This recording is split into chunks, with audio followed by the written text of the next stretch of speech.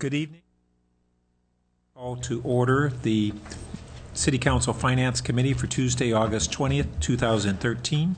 And would the clerk please call the roll? Councilmember Berman. Chair Burt. Here. Councilmember Schmidt. Here. Vice Mayor Shepherd. Here. 3 present. Great, thank you.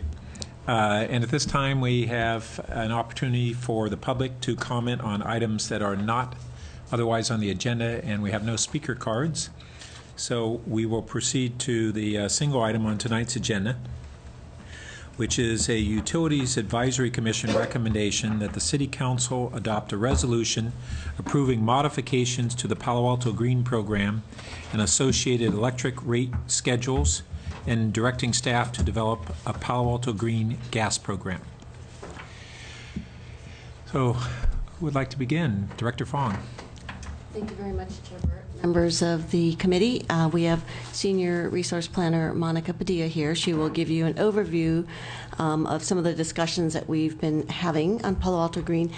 I would also like to point out we have Assistant Director Tom Mazen in the audience, as well as the fellow who's actually the program manager, Kevin Carley, who is in Tom Mazen's group. Commissioner? Great. I don't see one. No Commissioner. We thought we might get one, but I never got confirmation. Okay.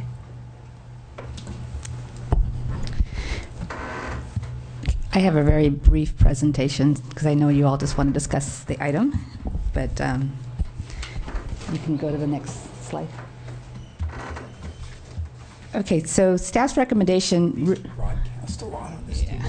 They have to be close. Thank you. So staff's recommendation essentially is that council, or that the Finance Committee recommend to council that they approve a resolution to modify or terminate Palo Alto Green.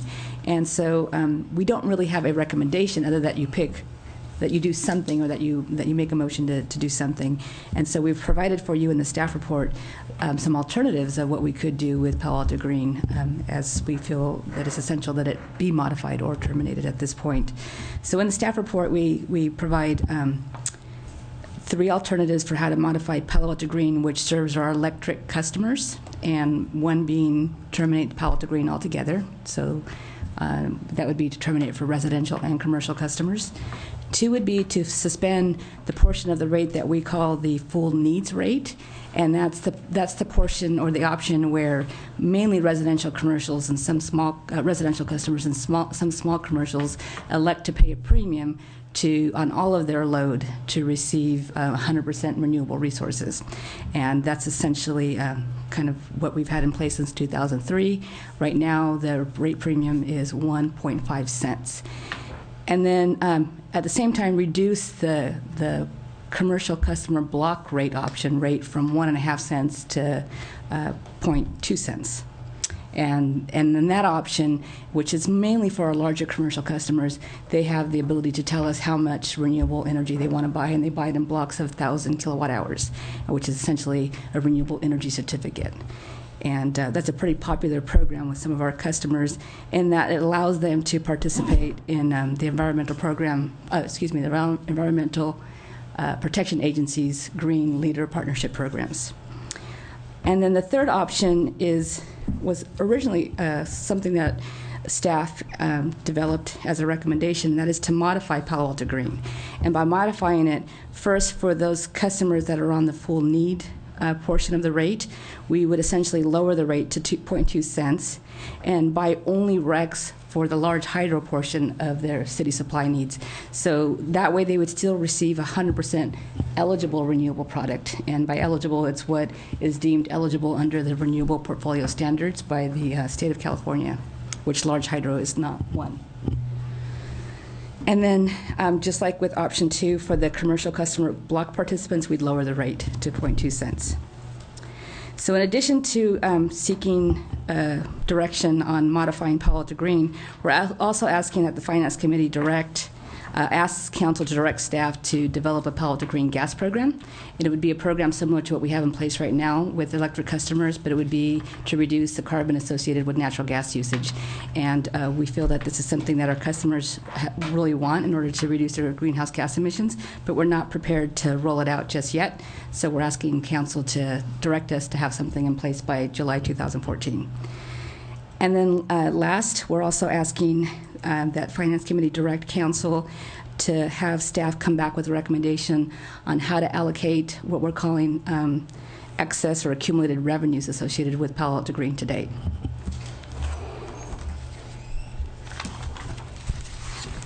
So just some of the drivers behind why we need to modify Palo Alto Green. We have now, when council adopted this, a carbon neutral plan. So we will get to carbon neutrality by the end of 2013, essentially reducing all greenhouse emissions associated with electricity for our customers. And so that takes out a big motivating factor as to why customers would want to participate in Palo Alto Green. And then second,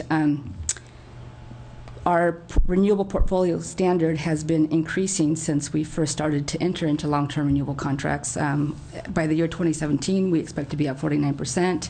And so the need, again, for Palo Alto Green is diminished quite much, since that's, again, another motivating factor. And then lastly, as mentioned before, recently the cost of purchasing renewables or renewable energy certificates in California has come down quite significantly.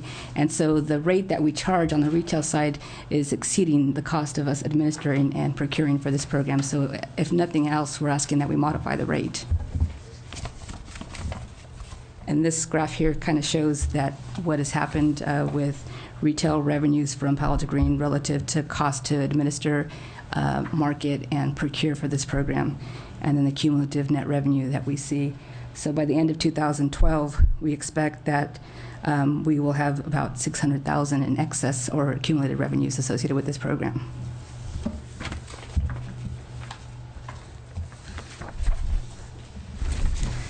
So as part of this process to look at what to do with Palo Alto Green, which started a couple of years ago when we looked at LEAP, and then when we went to developing the carbon neutral plan, we looked at other alternatives other than just to modify the rate or to change how we procure, including looking at some solar programs. We heard a lot of interest from the community about wanting to participate in solar or put PV on their, be part of the PV movement, but not being able to do it on their own rooftops. And so we looked at how we could develop community solar in Palo Alto through Palo Alto Green. We also looked at how we could promote fuel switching and through Palo Alto Green as a mechanism to do that, or promote electric vehicles. And while they're all very attractive and beneficial and valued things to do in Palo Alto, we felt that it was not a good fit for Palo Alto Green at this time.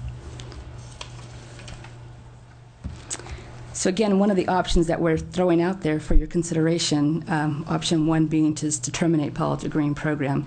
And this one, it wasn't an easy one to put out there because there's a lot of emotion and pride in Palo Alto Green. So just quickly here, we list some of the pros and cons. The pros being that terminating allows us to end kind of on a high note. As you're aware, Palo Alto Green is a national leading program in terms of voluntary renewable programs. And so ending it now would put us, we'd end on a high note and we could celebrate that success. It would also allow us to redirect resources to other worthwhile projects. And then it takes care of that issue that we're greening up what we consider to be already green or renewable resources, which is an optic issue. Some of the cons of terminating it altogether is we may lose the branding and the traction and perhaps the national recognition if we just kill the program and don't use it for something else. And it eliminates a choice for customers who want to be able to say that they get 100% renewable, if that's important to them. So it eliminates that option. And then for some of our customers I mentioned, this is a value program in that it helps them achieve their own sustainability goals and that they can participate in EPA's green leadership programs.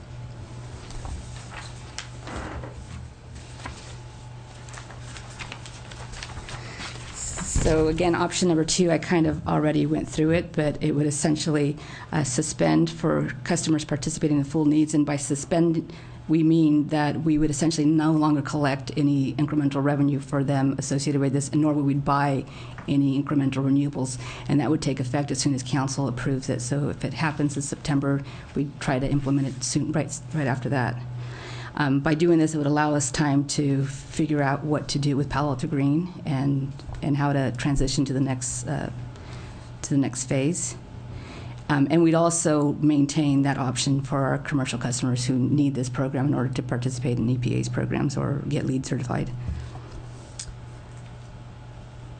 And then number 3, the option there again is just to modify where we buy renewables just for the large hydro portion, and again continue to buy for commercial customers that lower the rate. So those are the alternatives that we listed for modifying Palo Alto Green for our electric customers. On the gas side, again, the recommendation is that you simply direct council to direct us to develop a program, and with the date being July 2014, some of the things that we need to work on really have time issues, and we just can't launch this program right away. But we have some idea of what we want to do, and one of the things that we've concluded is that we would essentially buy environmental offsets to offset the greenhouse gas emissions associated with natural gas. We looked at biogas facilities at one point. I think we actually brought that to the UAC and council, but we've since concluded that it's too expensive and not readily available and not a good option for the Palo Alto Green structure. So we will examine environmental offsets and what that means and how we would procure them and what quality and what types and what does it cost. And we'll be doing that for the next few months. And so the next slide just kind of shows some of the things that we need to do to develop Palo Alto Green for a gas program. I won't list them all. So staff's recommendation is up there, and again, it's for you to direct or to recommend to council that we modify it in one way or another, and then develop a green gas program. And oh, I'm sorry, the items in red are the items that the UAC, the Utility Advisory Commission, recommended.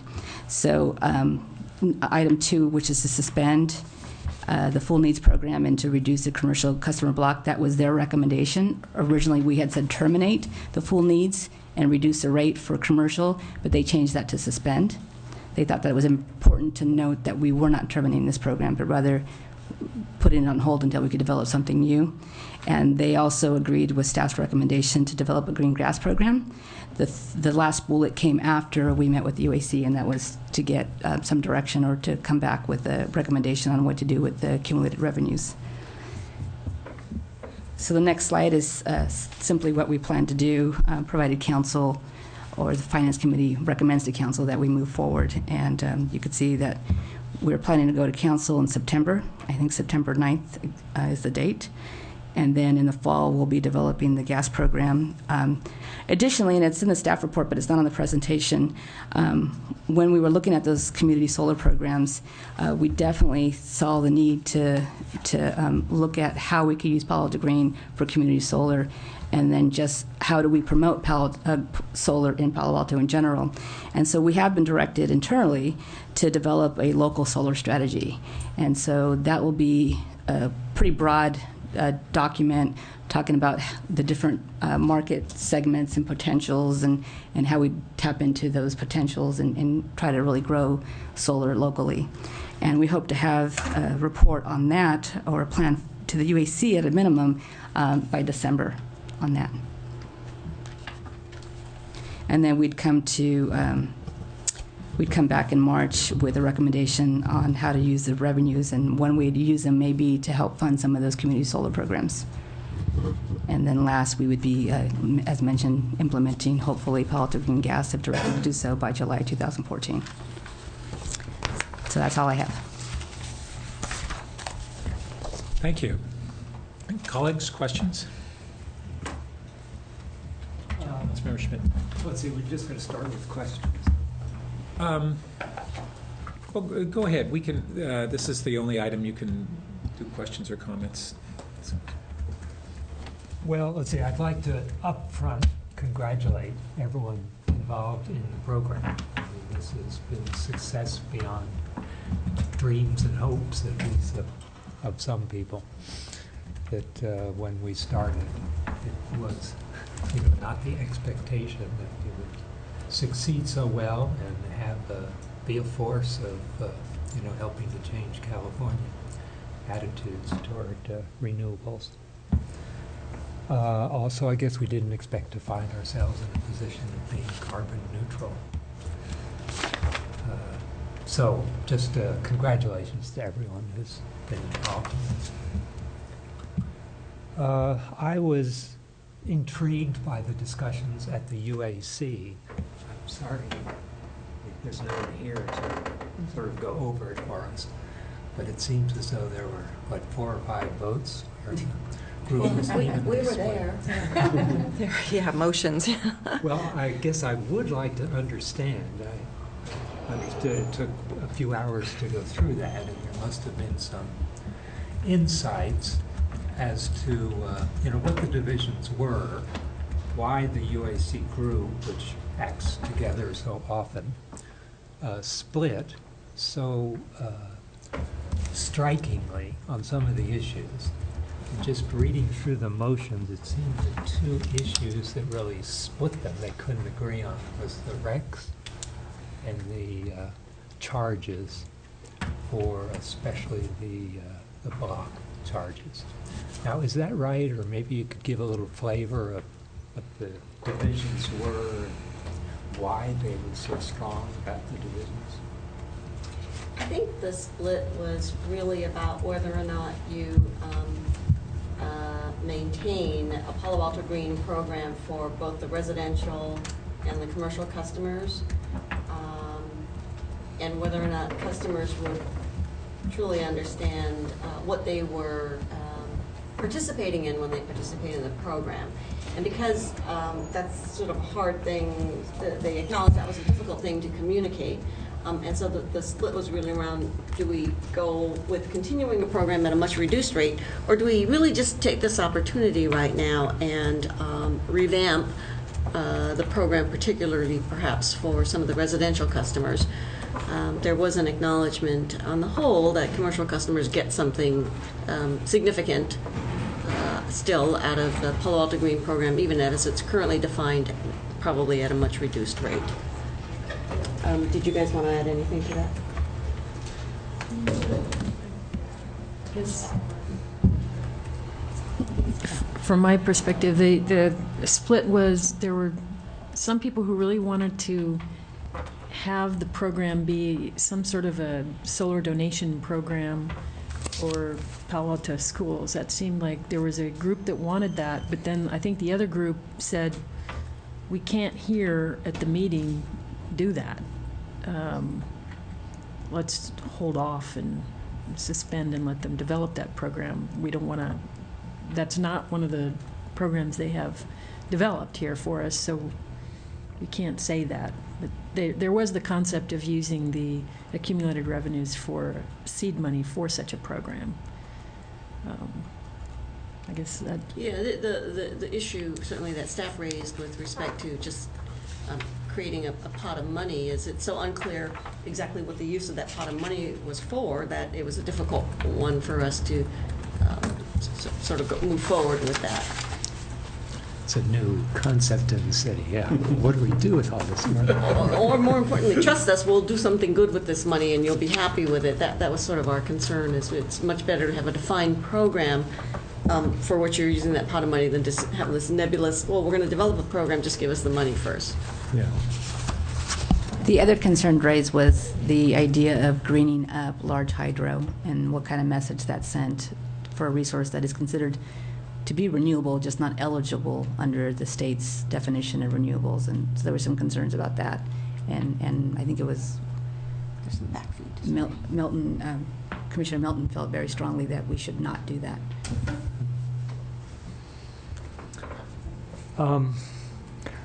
Let me just give you some feedback in my reading through this.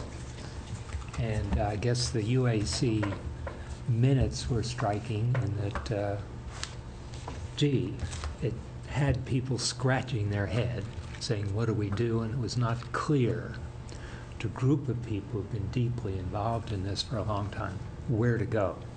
So I find myself just as a homeowner, utility user, scratching my head a little bit about where are we and where we're going.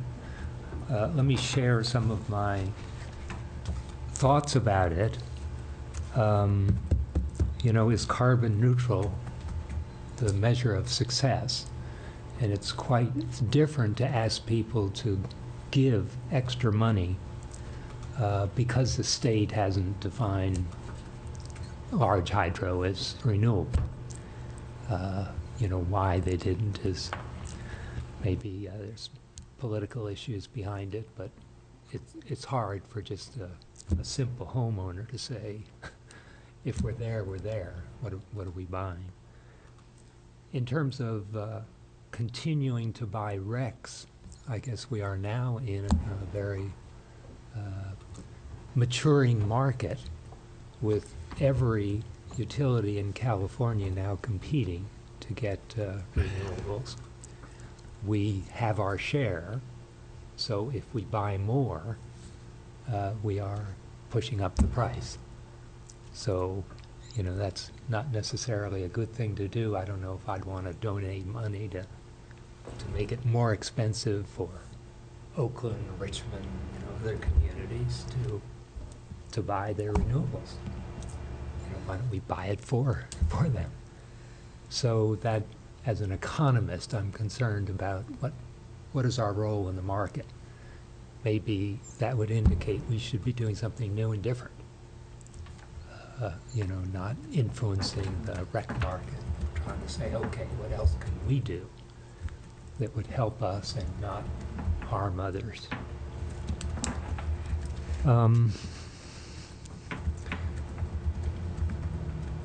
The split between what's called full needs, I assume those are householders, and the blocks are the businesses. Their interests are different in the sense that business has an incentive, a marketing incentive to buy these things, while we're asking people to donate. So how you fit donations in with businesses who are thinking through their profits. And just individually, I know I had trouble with the California Palo Alto Clean, California Green. The Clean program, I think, my recollection is that it ended up being property owners only, developers only, not individual householders. And they are basically getting a subsidy. Commercial only, you mean? Commercial, yeah. And they are basically getting a subsidy because the rate given is a little high because we don't know what the market's going to be, and right at the moment it's a little bit above the market. So, I feel as a householder, I'm providing a subsidy, and then to be asked to donate as well in a place where we have programs fostering business. Then we add on and say, well, let's suspend the full needs program, but continue the commercial block. And when we come back, then there's this split between the commercial who has a financial incentive to do it and the householder who is asking, oh, there's a donation, a charitable gift.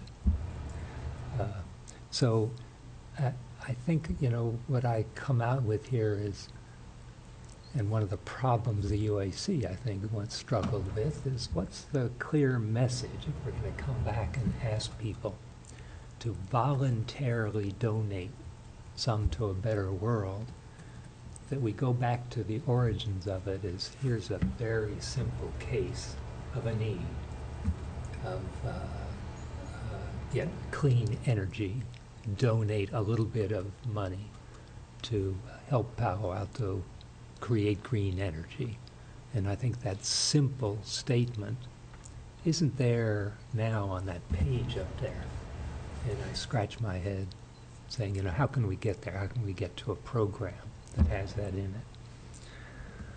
So I guess that's why I say maybe the clearest case would be to work toward something that's innovative, fresh, new, doesn't affect the renewable market, and doesn't get bogged down in state definitions. The recs, mystify me. I guess there's another issue with the recs that I know 6 months ago, the last time I looked, conversion technology was not included. But I know Los Angeles County, and Orange County had made a recommendation to the governor and introduced legislation to include conversion technology in the renewable program.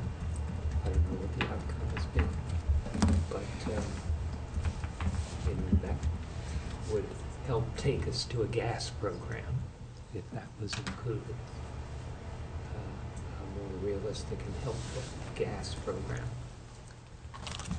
So, just comments on my own individual experience in going through this. One, it's been so successful. Two, how do we create the criteria or the basis of that success if we renew the program? We could get into real discussion after we kind of have initial comments. Vice Mayor Shepherd? Sure, thanks. First off, I don't want to get bogged down in state definitions either. I'm sick of state definitions at all levels. First off, last month I think you did change the name on Facebook from Palo Alto Green to Palo Alto Utilities, and I thought that was a little premature. So I don't know if there's a way you could reverse that, but somebody, whoever's controlling the Facebook aspect of Palo Alto Green, it's now Palo Alto Utilities, and that was a little surprising to me. I told Jim Keene this. It was about a month ago, because I didn't think that we had an action yet to do. We were still. They don't seem aware of it. Evolving, so. Yeah. Well, it was something that I think we're still evolving. So it just alerted me. Anyway, I don't know if you knew that this happened, but Facebook pages, I'm not sure. I happen to follow it on Facebook, but what I understood the purpose was that the Palo Alto Green was specifically for Palo Alto Green participants, and that the idea was to expand it to include all the sustainability measures that the utility is trying to promote, including energy efficiency and other. That was the reason for the name change, not because of anything that we were doing with Palo Alto Green. So the program hasn't changed? No. It was just that they've changed the name. they wanted the person who administers. Palo Alto Green on Facebook anymore. Yeah. So, and it's kind of like changing your identity a little bit. I guess I just would have liked to have had some of this work done first, so that you could explain to the green customers. My comments on this is. First off, I really have no problem with item number 2 that the UAC has as their recommendation. I think that makes complete sense. I think that commercial customers, if they're getting an added value at the end of the day for a different, piece of this, then I would not want to take that away from them. And I think that's expressed in that motion and that portion of the motion. What to do with what it looks like we have about $800,000 now in this program based on your formulas here. I guess I wanted to understand how it is that we flipped into making money here. Because I noticed that you were down for a long time, and all of a sudden we flipped into it. So has there been any past discussion about what to do with the revenues? These would be called, I guess, proceeds or profits, actually. The big thing was that the purchase price of renewable energy certificates came down a lot. So even in 2013, we converted the program, or the source of the REC, which is a renewable energy certificate, to local California solar, which costs more than traditional RECs that we had been buying for the program, which were basically wind RECs. It's still real low relative to the rate that we had been charging. So we've been charging 1.50 cents since 2003. And when we started the program, all the way through about 2009, 2010, that was an appropriate rate. Yeah. I Yeah, it can't speak started to whether we're... in 2011, so it is fairly new, but it went up dramatically. You know, in 2011, you're at $80,000 at the end of the year, and then it went up $500,000 or more than $500,000, and now it's up to $830 at the end of June. So I think that needs to be addressed, and that needs to be, we need to understand what to do with that. But that might be part of the conversation right now anyway. Well, that's what they have on the last Right. bullet there. That's right. So recognizing that we do have that, we're asking... It wasn't addressed by UAC. No, it wasn't. Yeah. So I guess I'm saying that we do need to address that, but is the intention to address it with the development going forward of Palo Alto Green, or? Can I just note that the UAC did sort of, in their own way, attempt to address it in advance by simply saying, pull all that money aside and call it seed money for some other program, except that there was no other well-defined other program, and that was sort of the level of discomfort that we had about just sort of taking a pot of money and setting aside and having a nebulous program that we still would need to get approval for. Exactly, because So- I guess because So- most of our conversation with rates is about how we're not collecting too much money. So in order, that we're collecting exactly what we're supposed to be collecting, and I know that that's hard to do. Obviously, on this one, it was hard to do. So I just wanted I wanted you to work with them on figuring out how to have that conversation. Yeah, that definitely was our intent. Okay. And then going into the programs, I actually, there's two responses that I have. I think that, first off, I am very impressed by the percentage of people that have bought into Palo Alto Green. At its peak is 24%. I'm just looking at residential. And just listening as background to this, I've been watching percentages lately with thinking about fiber to the premises, that kind of thing, and I came across the article or something where Sandy, the catastrophe back east, they're not going to put the copper wire in for landlines back there because they couldn't get more than 20% of the people would sign up for landline phones. And so 20% is a big milestone in doing something, particularly like this. So that really is a significant factor for me in thinking that we do need to have a concrete program for Palo Alto Green going forward. And so, and then in that case, I am a little more interested in seeing if there's a possibility of exploring some of the new things that we've talked about with our feed-in tariff, which is doing solar panels on tops of parking garages and physically doing things that we can do for the city that explore that aspect of going, local renewable as much as we can, because I think that is still something that hasn't been figured out how to do right yet. And so I don't mind having that be part of a project so that we actually look like we're green, besides just opting into a program that allows us to buy RECs. My concern with their recommendation on Palo Alto Green Gas is that I do worry about scale.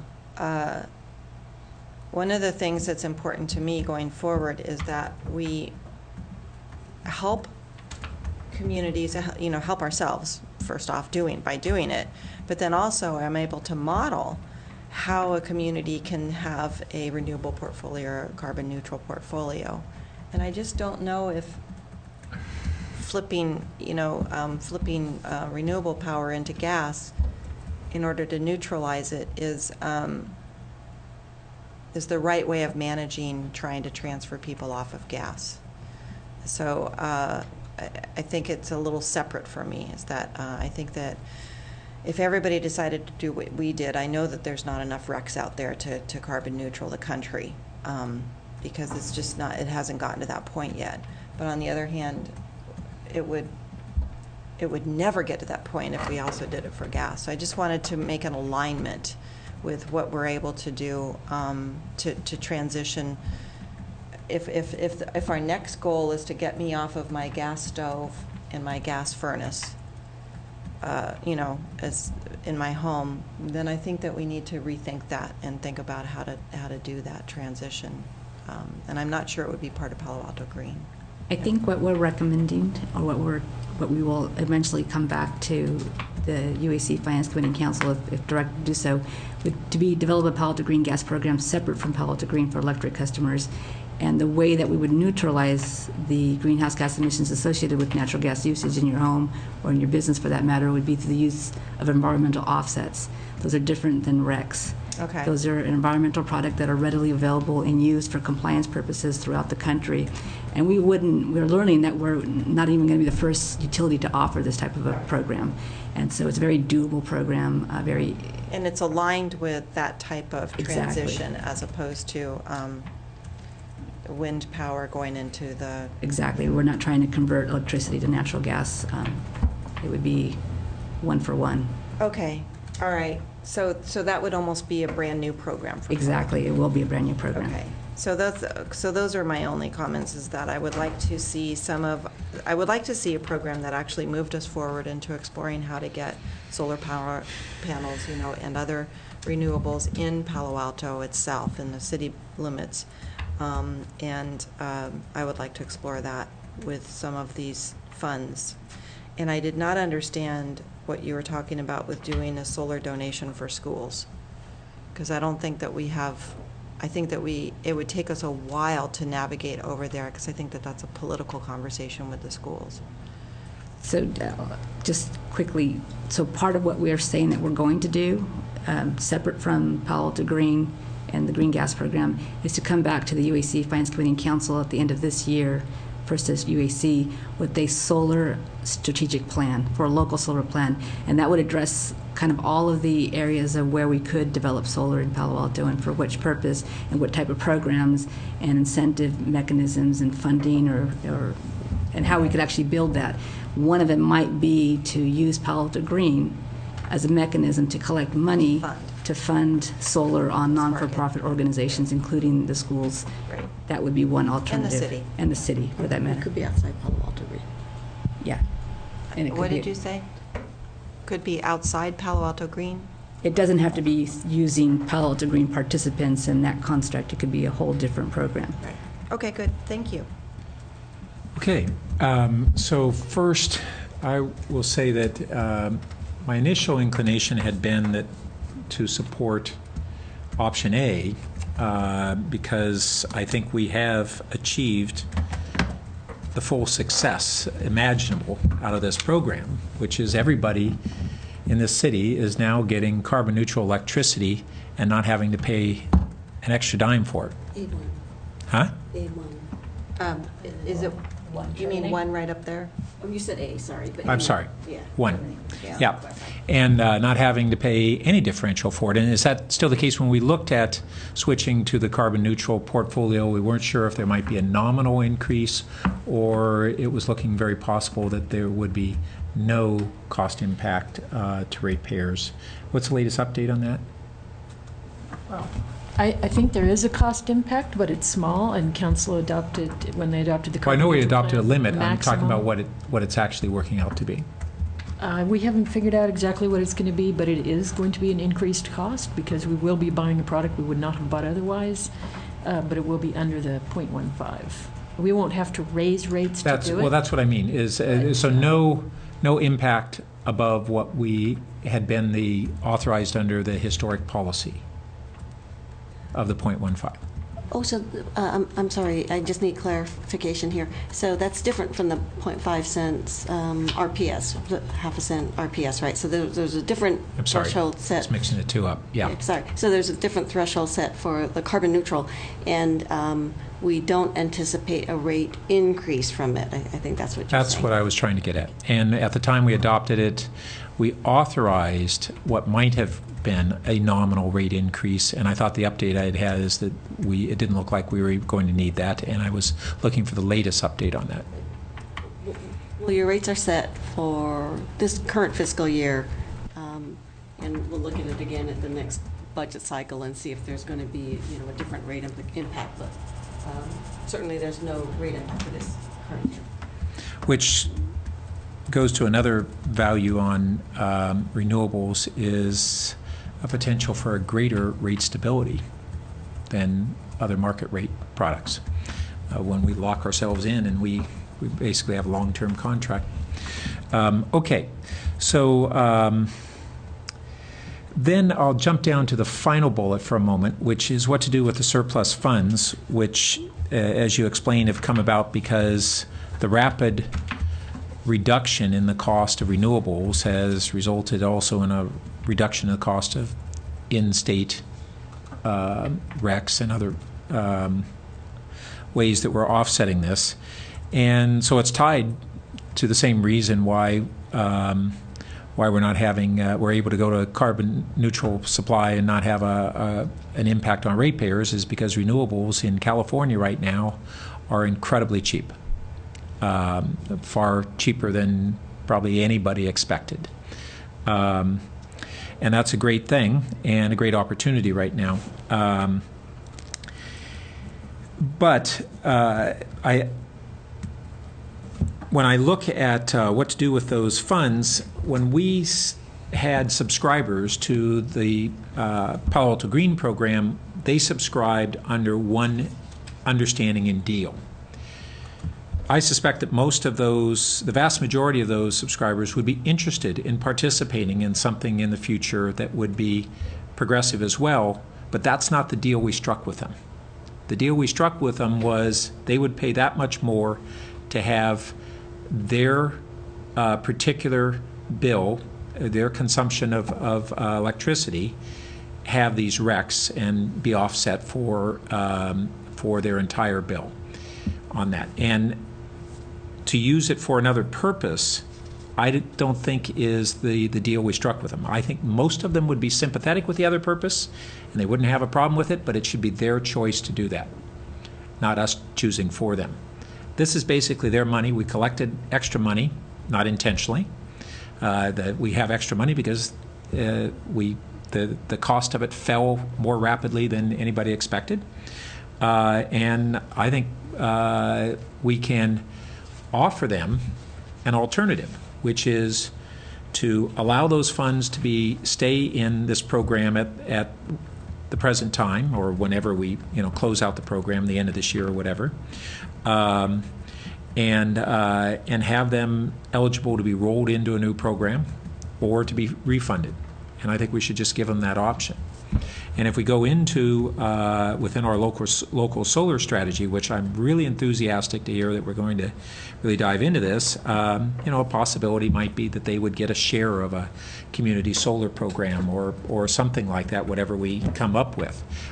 So if they chose to keep those dollars in the city fund, we could come back when we're ready to roll this out and then ask them, okay, do you want to use those funds to participate in this new program? Yeah. Did you want to say something, Lalo? Yes, excuse me, Shepherd. Something to consider, just a thought here as I'm hearing your points. I hadn't shared it with the utility staff before, so thinking out loud with you, looking at slide 4 of the chart that staff presented you,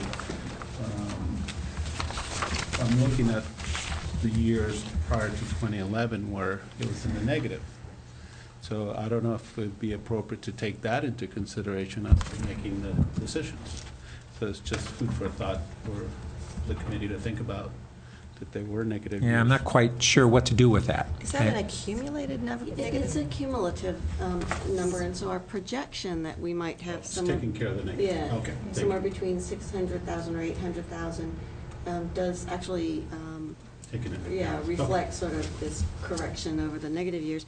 One thing to think about, though, is if you were to continue the Palo Alto Green program as it is, you're going to significantly increase your overcollections because, again, the 1.5 cent that we're currently charging is significantly more than the cost of. Yeah, and we're not going to keep it as it is. Yeah. So either way, you should, if you Right. wanted to buy yourself a little bit of time, we had originally looked at really reducing the rate significantly and just charging everybody that 0.2 cents per kilowatt hour as a way to sort of draw down the overage and, in the meantime, work on a new Yeah. program.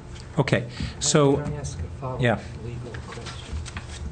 If you go back to the recommendations, the UAC, 2 in red, first one is suspend the full needs program, and the second red then, or the last point, talks about the $600,000 or $800,000 left. Under Prop 218, Well, it's a 26 in this case. 218 is for water and 26 is for gas and electric. okay, but can we actually suspend a program with that, with their money sitting there? Yeah, this is a purely voluntary program. So they could elect to not even participate. They could tomorrow elect not to participate. So I'm not sure Prop 26 actually applies in a voluntary, not compulsory program, although I should let the city attorney speak to that.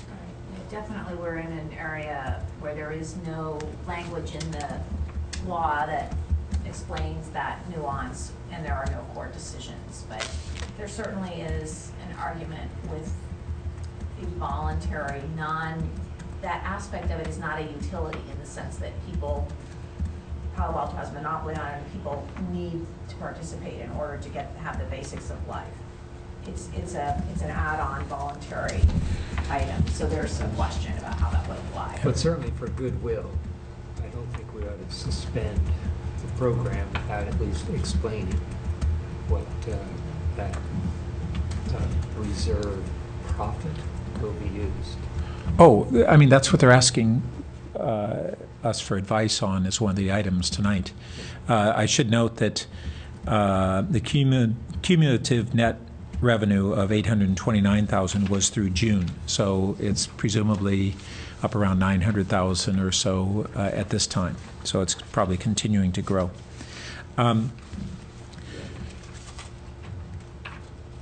So I would just like to then comment on the notion of where we might be headed in this program, and this local solar strategy, I think, is a really exciting direction. We have 100% carbon neutrality, and we have solar in our community, residential and commercial, and some on public lands. But many cities actually are ahead in one or more of those areas, and yet we have 100% carbon neutrality, and are the local renewable portion is not as visible and as strong as the totality of our portfolio.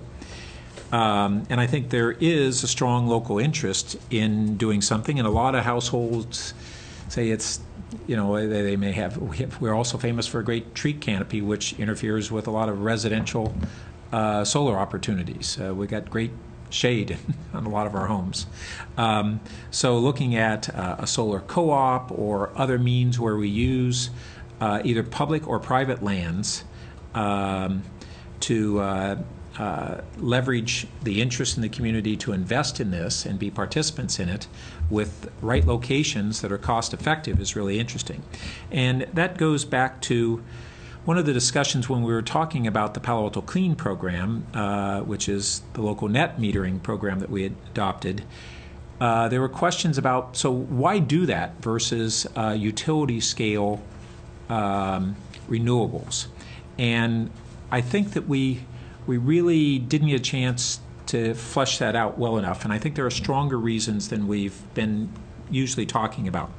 So one, Vice Mayor Shepherd was talking about Hurricane Sandy, and there is another direction that's coming out of that, other than the telecom side, and that is a significantly expanded program, in fact, in their clean program, out of Long Island Power, has been expanding their net metering clean program, and a lot of the rationale is around providing greater resiliency.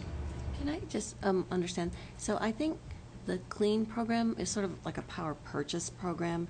It's not, I don't think it's a net metering program, not certain, it may be in Long Island, but not what we've proposed here. So ours is sort of just, you could bill. I'm sorry, it's a feed-in tariff. I misused the term. I'm sorry, I misspoke. Yeah. So I take everything I said when I said net metering, and I meant to say feed-in tariff. Yes, absolutely. Sorry. And it's early tonight, and I'm still misspeaking. Okay, so I meant to say feed-in tariffs. And that's what they're doing, is expanding their clean/feed-in tariff program. And a lot of the driver is because they're now recognizing the resiliency element to that. We're starting to see proposals in different locations where they're starting to monetize the value of shade, and this is something that we don't get when we do utility scale, but whether it's a car parking lot or an airplane parking lot or a top of a building that is being baked and using HVAC air conditioning to cool a building, that solar panels provide that shading, and in some cases they're finding that the revenue from monetizing that shade where they can exceeds the revenue that they're getting from the land lease. And so that's a new element, and it's a new value. We all see when we've got solar panels on a parking lot, even if it's free parking, that's almost always the first place that we're going to park, because it's either shade in the summer or rain protection in the winter. And everybody's known it, but how did we put a number on it? And only when you charge for parking can they actually begin to put a number on it. But we charge for airplane parking. We charge for some places for car parking. We know that we have problems on our city-owned lots of inducing people to want to park on the hot sunbake top portion versus the shaded portions.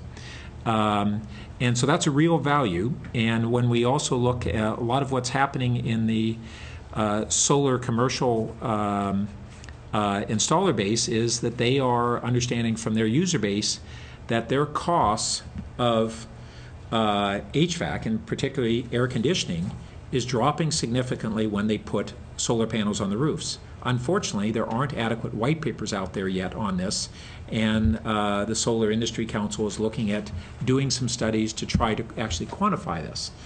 So that's three benefits that are, I won't quite call them intangible, because they are potentially tangible. They are just ones that we haven't done a very good job quantifying yet, or two of them there. A third one is that we are seeing a trend, and this is actually a nationwide initiative in electricity consumption for commercial purposes, and in particular for renewable energy generation, which is on-site consumption of DC power. And that when we create solar on the roof, we convert it create it in DC, we feed it into our grid and have to convert it to AC. And then when we buy it back, we take AC and often convert it from AC to use it in DC, especially with the huge increase in electronics and LED lighting and variable speed motors, which are all DC power consumption, along with electric vehicles. And this is a big trend that is now happening. There is actually a national coalition promoting increased direct DC use. One of the articles that has talked about it is called Edison's Revenge, because Edison was the promoter of DC power. But the talk, I think it's by, I'm trying to remember the anticipated date, where it's 2040, 50% of U.S. power consumption will be in DC. You think all of our lighting's going to be basically DC. All of our electronics, we have major commercial customers such as SAP, who has just finished converting their data center to high voltage DC and all their lighting to low voltage DC, and they are producing DC on the roof, lose about a 10% or so loss when it converts it to AC, and same loss again when they take it and buy it back in AC and convert it to DC. So if they use it on site for DC, they get a boost in the efficiency of the renewable that they're creating on site. And it's a big movement that's in its early stages, but major players nationally are part of this whole promotion. So that's another benefit. We basically have far better energy efficiency when we generate solar in the city at a place where we can use it ourselves as DC, whether cars charging our cars or otherwise. And that's a big forward-looking trend. And then the final thing is something that Vice Mayor Shepherd had been speaking about, which is when we do the utility scale solar at different locations, many times there are environmental land use trade-offs. That these sites are attempted to be sites that have the least impact on either taking valuable agricultural land out of commission or impact on native species. But they aren't without impact. But in the city, we put it on our roofs. What's the impact? We've shaded the building. We've had a net positive impact. We've had an energy efficiency, energy conservation impact as a result of putting it locally. We've also had if we get to a certain threshold in volume, we have a resiliency impact. But actually there are a lot of companies who are now also looking at, aside from whether the city can get to a certain threshold where as they're starting to move toward in Germany, where they can have some resiliency for a major subsystem in the city. Just a given company or a household can have their own resiliency, lose power, and they switch over and they're using their own. And they have to have some storage there, but this is a trend that's emerging.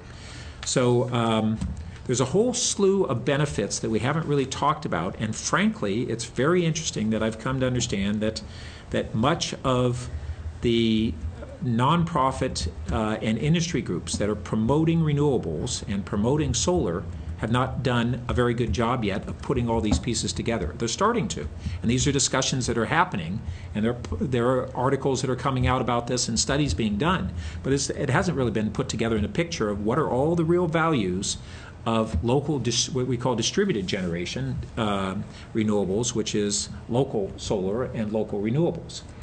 And I would also like to chime in that solar in our community will probably be the strongest renewable form, but I don't think we should limit ourselves to that. We're a poor wind location.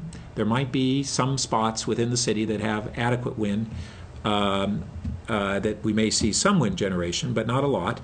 But when we talk about conversion or gasification technologies, certain of those are beginning to be recognized as renewable forms. They basically, part of why they weren't included before is because they were in such low volume that they really didn't get on the radar of the regulators as mattering. Not because there had been some decision that they weren't the right thing to do. They were just too small they had bigger fish to fry. Another direction is fuel cells, which actually have been recognized on the state level as within renewables. And there's a emerging renewables tax credit that applies just to small wind and fuel cells in the state. And so I would want to make sure that when we look at, do we look at local solar strategy, or should we be looking at local renewable strategy, recognizing that will in all likelihood be predominantly solar, but why make it exclusively solar?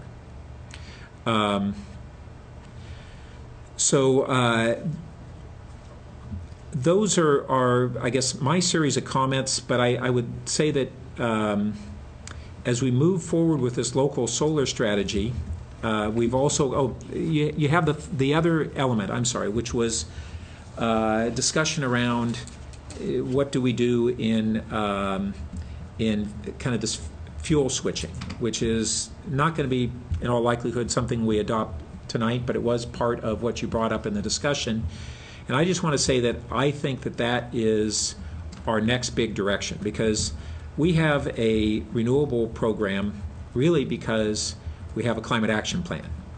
That's the primary reason that we have it. And so as we're seeing this incredible success that we're having as a city on our electricity supply, where do we go next? Well, some of these things, we're already going to see a big movement toward increased electricity demand, hopefully at off hours, because electric vehicles are really ramping up at a faster rate than they had. It had started off slow, and this last year it's just really ramping, and in particular in this city. The frequency at which you see Teslas is just startling, and they're not the only plug-in hybrid. I mean, they're a full EV, but we have just lots of plug-in hybrids that are going on, and I think it would be very interesting for us to do a poll, which is to ask customers, the next vehicle that you anticipate buying, what kind of propulsion do you think it'll be? Do you expect it to be conventional gas propulsion? Do you think it might be a hybrid? Or do you think it might be an EV or plug-in hybrid? And I won't be surprised if we see at least a third, if not a half, of the population say, yeah, the next car I think I'll probably have either a plug-in hybrid or an electric vehicle. And that shows us what's going to happen in all likelihood in the next 5 years or so. And I think we're going to see that in the next decade, we're going to have a real significant decline in the amount of petroleum used in cars in this community. And then we go to the final thing that Vice Mayor Shepherd was talking about, which is our hot water heaters, our stove tops, and our central heating. And there are emerging technologies that are really moving in those directions of much more efficient replacements for gas use in the home. I mean, I can tell you, as we now have one kid at home this last winter, we were just going, why are we heating up the whole house when we're in 2 rooms? And when you look at, and this is probably something that we really should be getting out to our ratepayers, is that when we shut off our central heating vents from a air system, we save very little of that heat that we closed off from a room. It's pretty much waste heat that's going on. And most consumers don't know that. And the decision that they might make on having local heating in rooms would be different if they had a different knowledge of, oh gee, am I really saving 70% of my house heating by shutting off 70% of my vents? And the answer is no, I'm saving almost nothing. So that's part of a broad but very important discussion. And what I'd like to do is ask that we look at when, and you don't have to answer this tonight, so I won't propose as a motion, but if staff can come back and figure out when they could be prepared to begin a discussion around our next direction on fuel switching, basically. Yep. Actually, Monica could respond. We do have an intern that's actually working for Monica this summer on the fuel switching things. Okay. We are having a report on the results of her analysis to the UAC in the end of November. Good, good. And then would that come to finance after UAC? I guess it Yeah, could. we'll probably need some direction. I Not mean, should it come to finance or should it go to council? I'm not. Yeah, we're not sure if there's an action. Yeah. We Well, even haven't if it's seen this. advisory, why don't you go ahead and, well, let me see what colleagues think. I was thinking route it to finance, and if finance thinks it's ripe to go to council, go to council. If it's ready to, if it's not, then maybe we wouldn't refer it to council. Colleagues, any thoughts on that? This is fuel switching, which is one of the options that we're really talking about with the new program of Palo Alto Green. It could be. It could be. Yeah, a possibility. So shouldn't it be integrated into that general discussion? Well, my understanding was that we're going to probably have some element of a plan around this and a consciousness around it, whether it's part of Palo Alto Green or not, right? I mean, right now, we do not think it's a good fit for Palo Alto Green program, but we don't know what programs or policies are going to grow out of this. We do have this intern. We also had 3 Stanford students groups working on it. We sent it out as a project to some classes at Stanford and got a huge amount of interest. 3 different groups did different aspects of it. It was pretty interesting. One of the fuel switching was that one of the groups did was to electric vehicles, right? Mm-hmm. And so it was interesting. Yeah, so I don't expect that it'll necessarily be part of Palo Alto Green, but I will say I think with the foundation that we have of 100% carbon neutral electricity, kind of the organic trend in our transportation vehicles to not just go off of gasoline, but to go from gasoline to carbon neutral electricity, which other cities, when people get an electric vehicle, they're not typically going to carbon neutral electricity to power that electric vehicle or that plug-in hybrid. And then the third element, the third major element of our greenhouse gas generation is the natural gas. And so we have a few other sources, but those are the big three. We've taken care of 100% of one of them, our electricity, and then our natural gas and our cars are most of the balance of our greenhouse gas emissions. It's pretty phenomenal to think that between what's already happening in acceleration of electric vehicles and what we're likely to see in the next decade or so, and what we might be able to do with our city and electricity, especially given that our electricity is significantly cheaper than PG&E, and our gas is modestly more expensive. There's some additional reason why our community would switch even more to electricity than other communities. If it's put in the context of climate, though, then our waste disposal is a fourth element that is certainly worth including. Oh, and we already have that's already council action. Yeah. Yep. And beef. Okay, but I will say that with what we already are addressing on waste disposal and what we've accomplished on electricity already, we are surprisingly within striking distance of hitting this 80% greenhouse gas reduction within a decade or so. And when we and internationally it was adopted as a goal, it was called a goal, and I say that it really wasn't a goal because there was no path and no program that anybody had in mind that was going to necessarily get us there. It was an aspiration and a necessity perhaps, but it wasn't a plan. And now we're at a point where we may be able to develop a plan. I think this is really significant, and not just a plan, but a plan that to do this in a very cost-effective manner, shockingly cost-effective. So if I could just interject, sorry, just real quickly into this conversation. There's some additional inputs that we would need to have in looking at, for instance, fuel switching, and it's certainly something that I would turn to Molly and her team on before probably we even go to the UAC, because we don't understand all the implications of, for instance, Proposition 26. So that's just an additional overlay that we would definitely want to look at. And I'll add that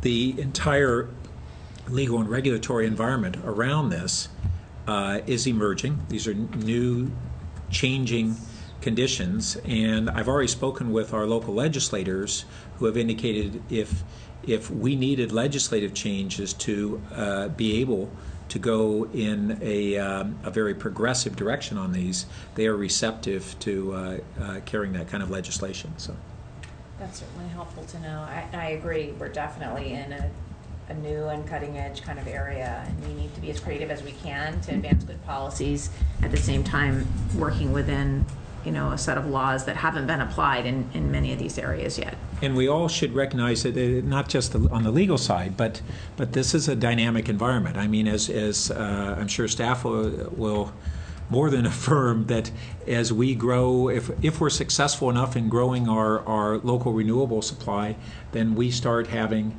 a local grid balancing issue. And they're already starting to address these things in Germany and elsewhere where they have high renewable content and at a local distributed renewables. But those are things that are solvable. They're new challenges, create policy and technological challenges, but they're the ones that we'll all be facing in the coming decades. Just one thing to add, if I may, for just 1 second. On the Prop 26 issue, it certainly is very helpful to have the local legislators looking to partner with Palo Alto in areas where we need something to be put into place there. But what they're going to be able to do at that level through the legislature, always has to be consistent with those voter adopted. Yeah, and I'm Constitutional less measures. apprehensive about the Prop 26 elements. That may come into play, but I don't think that's going to be our primary obstacle. All right. Can I? Yes, please. Oh, thank you. First off, I agree with you on your issues about how we can start to quantify solar better. I also think, but I noticed that you're not asking for that to be part of the recommendation tonight. So tonight, it seems like we could go with all bullets except for number 2 and the first bullet. And that would be what you need in order to get the legs to bring it back to council. Is that what you're looking for tonight? Okay. I'm going to go ahead and make a motion to take the first bullet with item number 2, not item number 1 or 3, and then the other 2 bullets as part of my motion, which does expand the UAC motion by one option, which is to look at the revenue.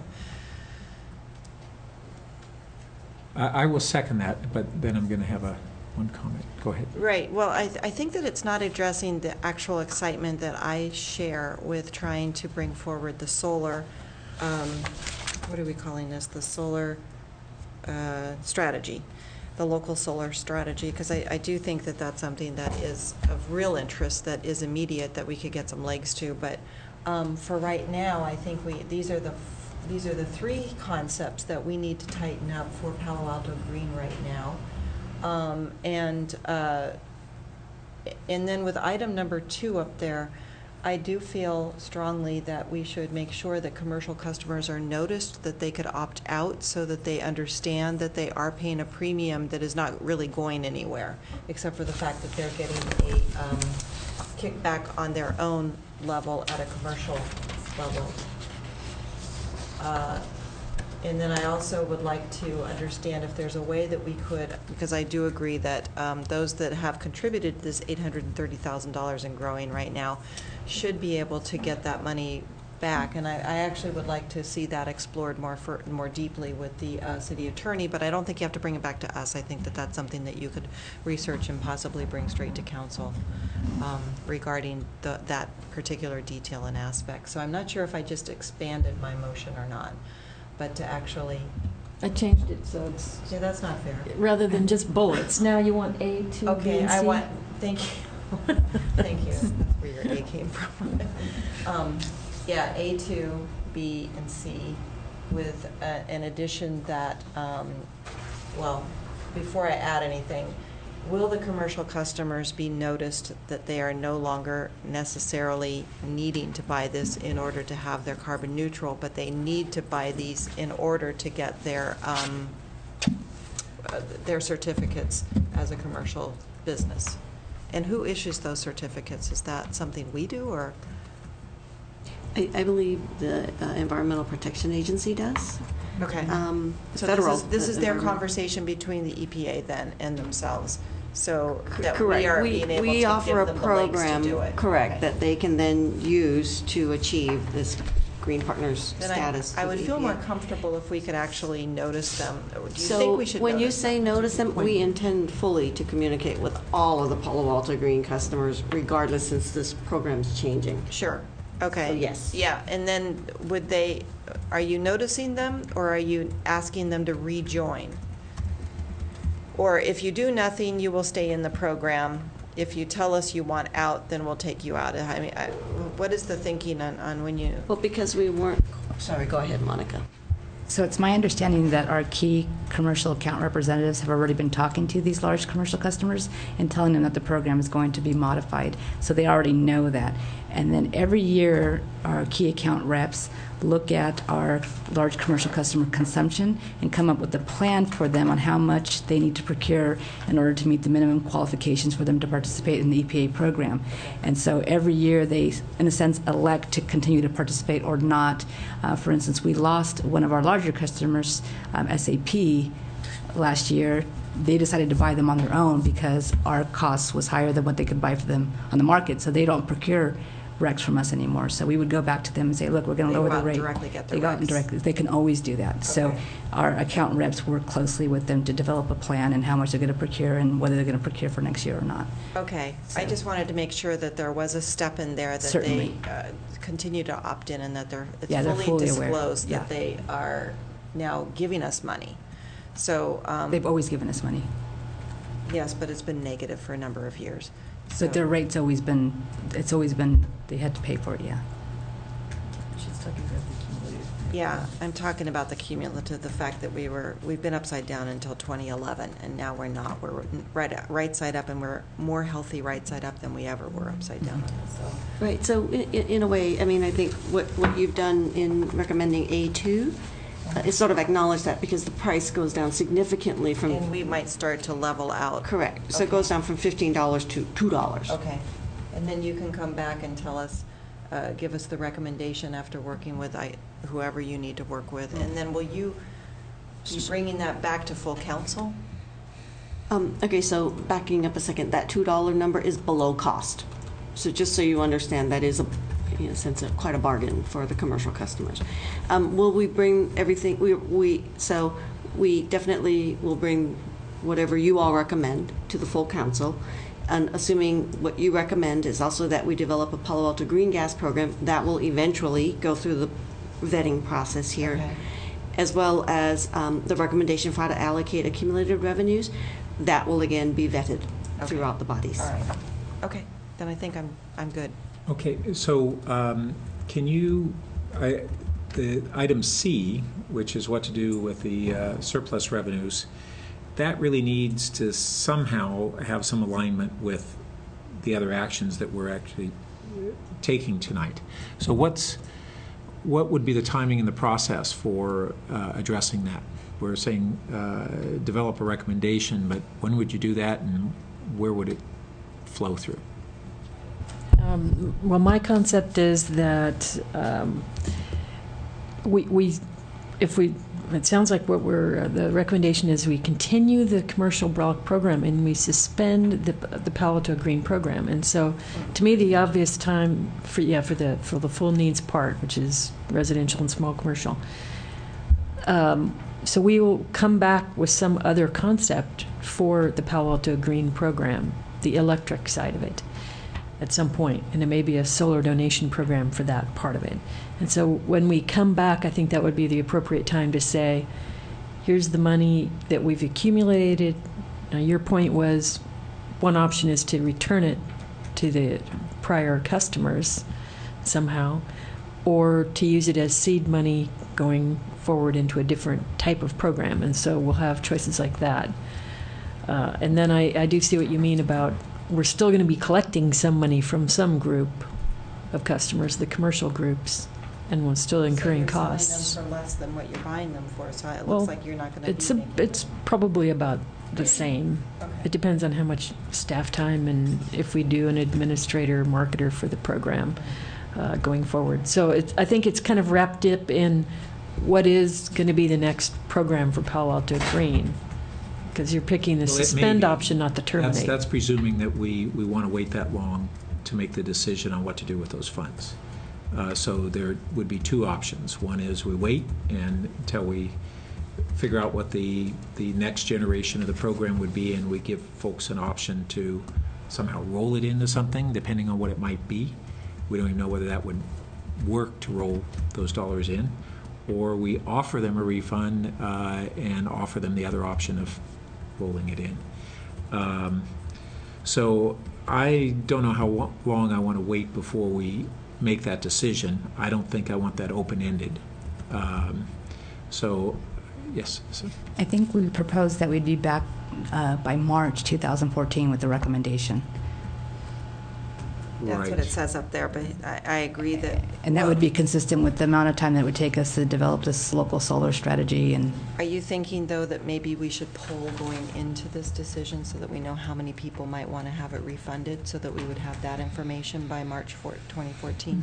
No, I wasn't necessarily thinking that. So if it's, and I had missed it, you do have a firm date of March 2014. So if that's really a firm date for us determining what to do, That's when you'd come with a recommendation. It wouldn't necessarily be the implementation of it. I think that's soon enough to suit me if it is okay with my colleagues as well. How many houses is this? 6,000? We have 6,000. Well, less than that, but. But I would like to add one other thing, which is that, I'm sorry, go ahead, Greg. Yeah, I wanted to raise the issue. It seems to me if we are suspending it with $800 plus $1,000 in it, the full needs or the householders being suspended have a contribution made to the program. Now, there's some concern, as you stated, that the commercial customer block cost might be under market. In other words, it would be taking a subsidy, and it's okay if they take the subsidy out of what they've paid into it. But I'm concerned that they don't end up being subsidized by what the full needs have paid. Yeah, I don't think that will be the case. I mean, it'll... I guess I would suggest that the motion include that there be a statement made as of the date of suspension, what the accumulated reserves that the full needs group have been responsible for, and that amount of money would be available for future decisions. Let me ask a question. Do you know who's generating this commercial or residential, this overage? Yeah, well, I mean, at any given point in time, we know who the customers are, but they change, right? No, I understand that. Just, is it the commercial or the residences that are paying more than they need to than when it was, when things... When it was $15, I would say the commercial customers far overpaid because it actually costs us less from an administrative perspective to serve them. Okay. So they're the bulk of this 830,000. I don't know the split, but I do know that from a rate perspective, it's probably cheaper to buy a known block, which doesn't vary, than it is to buy for varying consumption that you true up at the end of the year. Okay. So So here's I'm sorry. it might not be as dramatic of an overage. Well, if we were to get a framework as to... The dollar amount may still be, we'd have to figure out how we divvy it up, and I'm not sure that there's any way to do it other than just proportion to what they put in. So that'll be something that staff, I'm sure, will be thinking about. But here's the final part. We're suspending this program, but in essence, this whole form of the program that we have had for a decade, that was the most successful in the country for residential participants by threefold, is my understanding, versus the closest program. And I've heard from other people in the greenhouse reduction nonprofit arena and the renewables arena, they know about Palo Alto Green throughout the country. It's just, I said, really? And it's, oh, of course we do. I mean, you guys are famous for this. And I said, really? We just thought it was our program. And so we're basically ending, we're calling it, we're suspending it, but we're ending this form of it. We're not going back. And the thing that was successful was very successful. And then the final phase is that we have this higher success of everybody is Palo Alto Green now, and you don't have to pay anything extra to be there. And that is a really powerful message. So in addition to whatever communication we're going to do elsewhere, I think everybody who participated deserves a certificate. And I'm serious. I think that would be something that would really, whether it's a council resolution or some form of a certificate that explains to them the success that has been achieved as a result of their participation, and that we're, we can figure out how we would word it in a way that would still leave open the generation of a next program. But I think that's a fairly small thing that folks who have paid a lot of money over a lot of years, a lot of them might appreciate it. And we ought to celebrate success like this. And we're just ending a program and almost, reluctantly ending something because they had such high participation, and yet we're ending it for such a positive reason. We got to figure out a way to acknowledge that. Have a little party with the ratepayers somehow. There you go. A big party. LED light party. Yeah, I know that Kevin Carley back there is looking forward to that. good. Just a note on page 4, it implies that at its most, commercial accounted for half of the program. Before 2012, they were a much smaller share. So that implies the residentials have paid into a good amount of the surplus, up to half.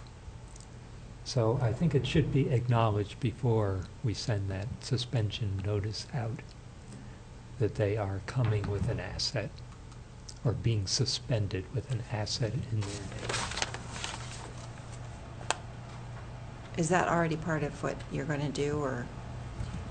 We fully intended to, yes, we haven't worked out the communication yet because we weren't quite sure, and in fact, we still need full council action on this, but absolutely. And anyway, these are all great suggestions.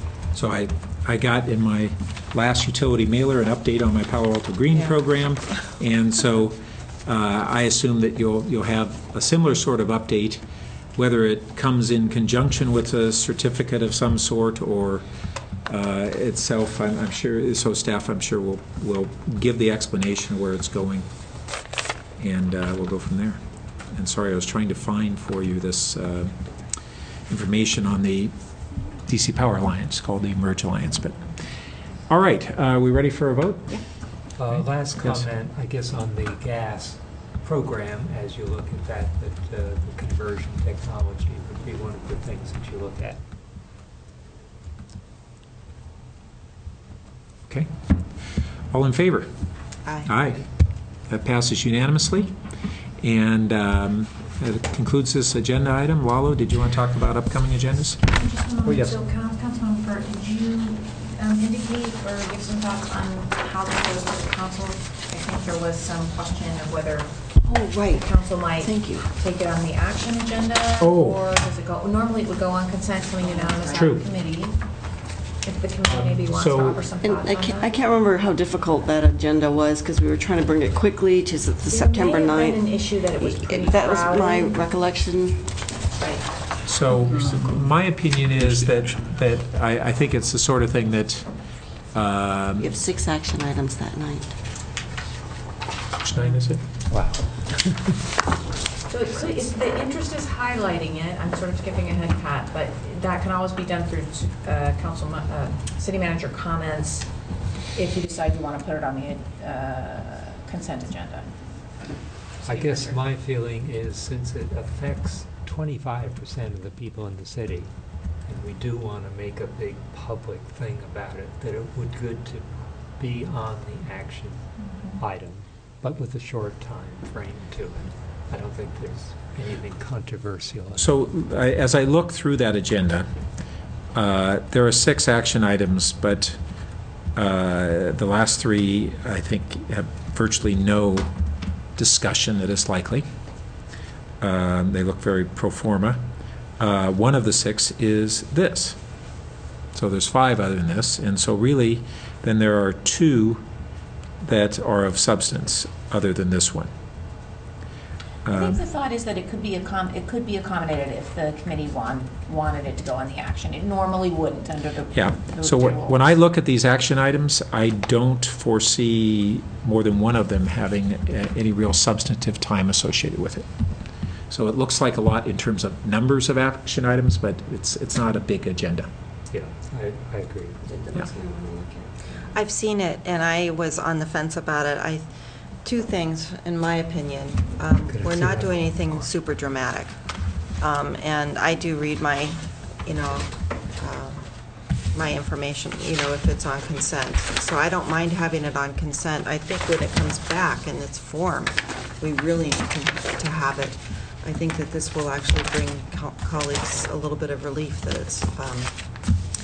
that we've suspended it and that we're in the process of trying to evaluate. Utilities is going to bring it back to us, and I think I think consent is fine. But if my colleagues don't think so, that's you know, I will be outnumbered on that, so. I think it warrants going as an action item. I agree. So I don't know whether we need to vote or we just have No, done if this it's recommendation. too, yeah, that's, yeah. Okay. And Lalo, did you want to talk about agendas? Thank you. Thank you. In terms of our next meetings, scheduled meeting that is, it's Tuesday, September 3rd, but we do not have any items. It also happens to be next to Labor Day, so could be problematic with some scheduling, so we are recommending that we cancel that meeting as a result. No argument. The meeting after that would be on Tuesday, September 17th. And for that, we do have 3 items. One being the cost of service study. We're going to come back and restart that discussion with you. We also have the 2013 reappropriations that you may recall are funds that we have budgeted in the prior year. We didn't get a chance to award a contract, and now we're going to come back and request that you let us carry those over to 14 with specific reasons as to why those projects and funds need to be reappropriated. The third item we have is the library oversight report that you get on a quarterly basis. And those are the 3 items for the 17th. Then we'll go to the October 1st agenda, and at this point we have the development impact fees. It's a multi-step process. So the first process that we are going to come to you with is the approval of the list of infrastructure needs. So the concept is that you approve the list of infrastructure needs, and then the consultant goes back and helps us calculate what the potential fee impacts of those projects would be.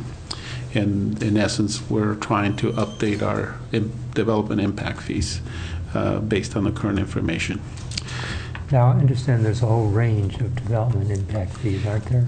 Correct. So we're going to touch on all of them.